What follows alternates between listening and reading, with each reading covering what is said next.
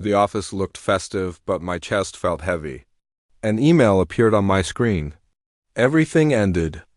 I opened it slowly, already knowing it wouldn't be good news, already feeling the weight before I finished the first sentence. The message was short, formal, and cold, informing me that my position had been terminated effective immediately, thanking me for my contribution as if years of loyalty could be reduced to a polite closing line. My name is Ethan Walker. And in that moment, it felt like the company had erased everything connected to that name.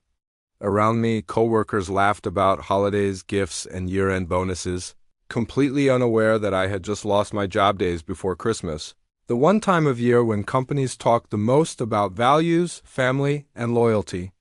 I didn't react outwardly because reacting was never my style, and because silence often feels safer than showing disappointment in a place that has already decided you no longer matter. I sat there, breathing slowly, staring at the screen as if the words might change if I gave them enough time.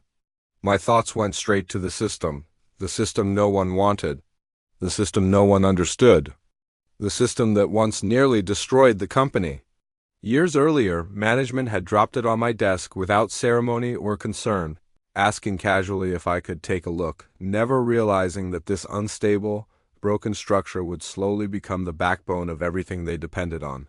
It wasn't just code to me. It was responsibility handed over without respect. Back then, the system was outdated, fragile, and filled with hidden failures, crashing without warning and threatening to bring the entire operation down at the worst possible moments. Everyone avoided it because fixing it meant risk, and risk meant blame. I took responsibility without complaint. I stayed late when offices emptied and lights turned off floor by floor. I worked weekends while others rested. I learned every weakness, every dependency, every silent warning buried deep inside the architecture. I lived inside that system until it stopped feeling foreign. Night after night I fixed problems no one ever saw, prevented failures no one ever knew about, and built stability so quietly that success became invisible, expected, and eventually taken for granted. When things work, no one asks who made them work. As the system improved, the company relaxed. Clients stopped complaining. Support tickets slowed down. Revenue climbed steadily.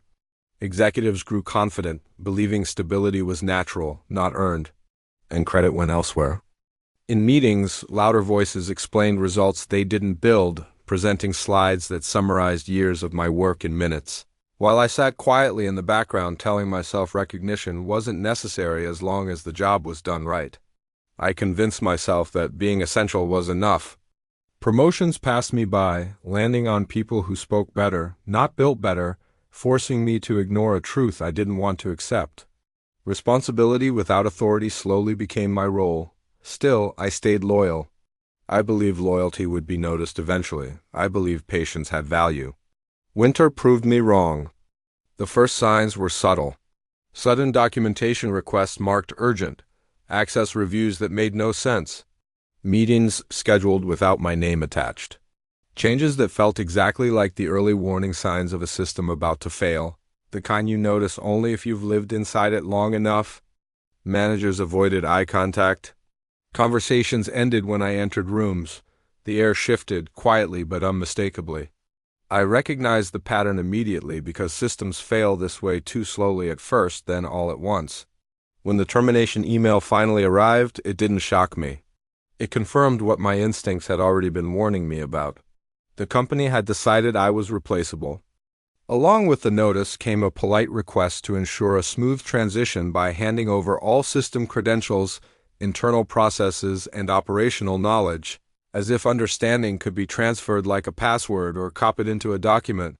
For a brief moment, anger surfaced, sharp, personal, then it settled into something colder and far more controlled. I wasn't surprised. I was clear. I realized something they didn't.